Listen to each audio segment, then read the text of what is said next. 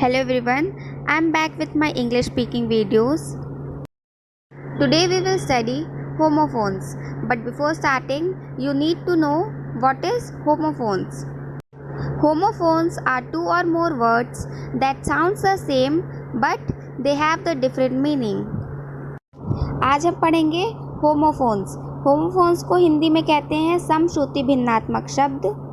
Homophones दो या दो से अधिक ऐसे शब्द हैं जो सुनने में तो एक जैसे लगते हैं लेकिन उनके मतलब अलग अलग होते हैं. So here I will tell you some homophones. So let's start. First one is 8 and 8. As you can see, the pronunciation of 8 and 8 is the same, but their spelling and their meaning are totally different. The first one 8 EIGHT is a number and ATE8 is the past form of eat. For example, my mother gave me 8 rupees. And second one is I ate my food. जैसा कि आप देख सकते हैं, पहले sentence का मतलब हुआ कि मेरी माँ ने मुझे 8 रुपये दिए और दूसरे सेंटेंस का मतलब हुआ कि मैंने अपना खाना खा लिया. दोनों सुनने में तो एक जैसे हैं लेकिन उनके मतलब बिल्कुल अलग हैं.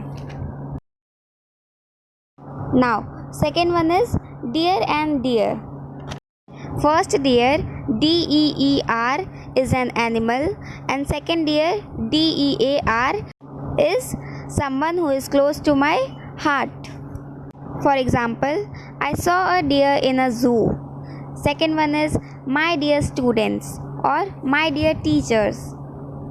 पहले सेंटेंस का मतलब है कि मैंने चिड़ियाघर में एक हिरन देखा और दूसरे सेंटेंस का मतलब है मेरे प्रिय बच्चों या मेरे प्रिय teacher. Third one is I and I. The pronunciation is same but their meaning and their spelling are totally different. For example, he is the apple of his mother's eye. And second one, I am a girl.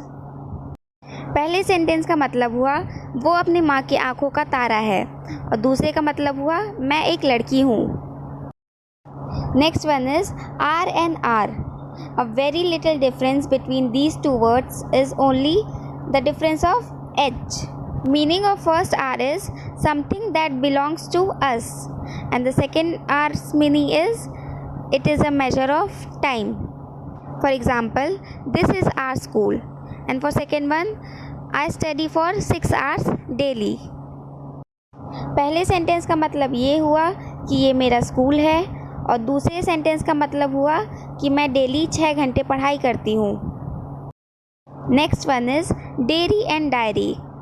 यहाँ पे dairy और diary के बीच में ए और आई का बहुत छोटा अंतर है लेकिन इनके मतलब बहुत अलग हैं.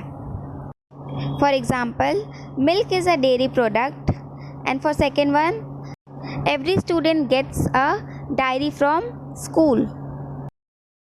Next one is dye and dye. The meaning of dye, DIE, is dead and the meaning of dye, DYE, is to color your hair. For example, he died of heart attack and for second one, she dyed her hair last week. Meaning of first sentence is उसकी मृत्यु heart attack से हुई थी and for second one is उसने अपने बालों को पिछले हफ्ते कलर किया था. Next one is waste and waist. पहले वेस्ट का मतलब होता है बर्बाद करना और दूसरे वेस्ट का मतलब होता है कमर. एग्जाम्पल से समझते हैं.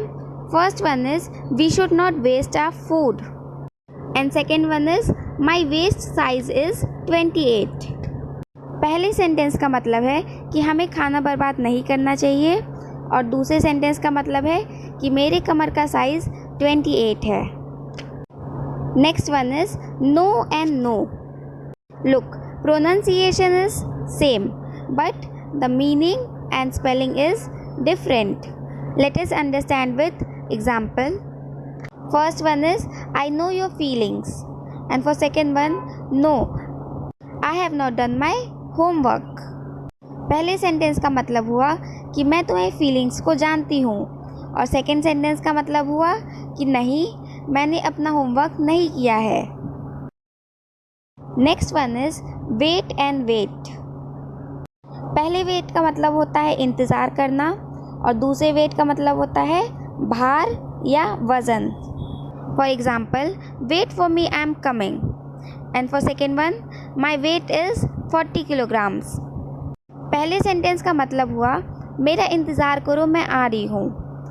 और सेकेंड सेंटेंस का मतलब हुआ मेरा वज़न 40 किलोग्राम है। Last one is hole and whole. Again a very small difference of W। पहले होल का मतलब होता है पूरा और दूसरे होल का मतलब होता है छेद। For example, the whole class have to participate in the competition. And for second one, there is a hole in the wall. पहले सेंटेंस का मतलब है कि कंपटीशन में पूरे क्लास को हिस्सा लेना है और दूसरे सेंटेंस का मतलब है कि दीवार में एक छेद है। So students, I hope all of you have understood and if you have any problem, please ask me. मैं उम्मीद करती हूँ कि आपको समझ में आ गया है और अगर आपको कोई भी दिक्कत होती है तो आप प्लीज़ मुझसे पूछ लीजिएगा। Thank you.